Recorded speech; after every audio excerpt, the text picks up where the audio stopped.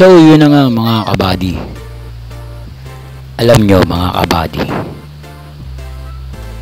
sa video na to, mas lalo na sa mga nagsisimula pa lang o nag-aaral pa lang, panoorin nyo ito mga kabady para makakuha kayo ng tips kung bakit ganito yung ginagawa ko sa paleta. Dahil kung mapapansin nyo sa video na to, puro paleta lang talaga ang sinusundot ko at sinusungkit. Pwede na. Alam nyo mga kabady, sa tagal kong pagtatrabaho sa mga ganitong klaseng warehouse, dito ako nagsimula at dito rin ako nag-aral kung paano sumundot at sumungkit sa paleta. Dahil makasira ka man ng paleta, paleta pa rin naman yan, nagagawan pa rin ng parang ayusin yan kumpara doon sa kapag totoo na yung mga sinusundot natin o sinusungkit natin, yung mga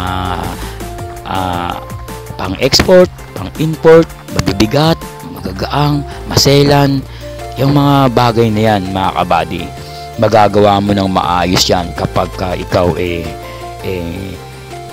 natuto sa kasusundot at kasusungkit. Kaya pinapakita dito sa video na to kung paano sumundot at sumungkit.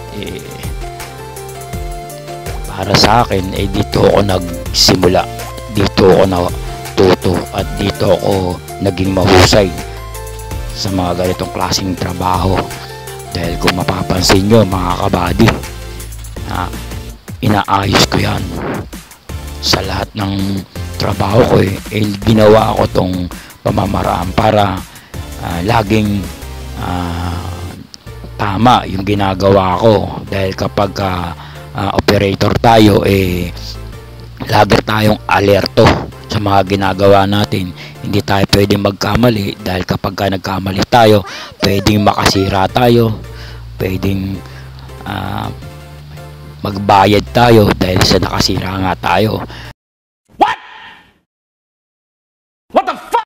So kailangan maging hobby natin to o maging gawain natin to para masanay tayo sa pang-araw-araw nating trabaho. Hindi porket paleta lang ang sinusundot ko rito, para na rin yon sa pagiging operator ko. Kahit na professional tayo, alam naman natin yan kapag nagkamali tayo, nagkamali talaga tayo.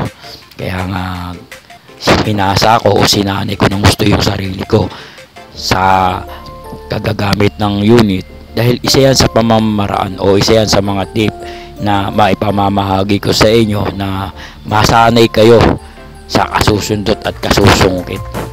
Kung mapapansin nyo bakit ko tinitipon yan o inaayos yan, pinaghahandaan ko lang yung mga gagamit nyan, o sinisegregate ko na yan para kung may gagamit man, kukunin na lang nila. Hindi mo na kailangan maghanap kung saan sulok man yung gagamitin mong paleta. Kaya alam nyo mga kabady, isa yan sa mga tip na ipamamahagi ko sa inyo, na kahit na alam naman nating matrabaho yan, at totoo naman na napakaraming trabaho kapag nasa warehouse ka.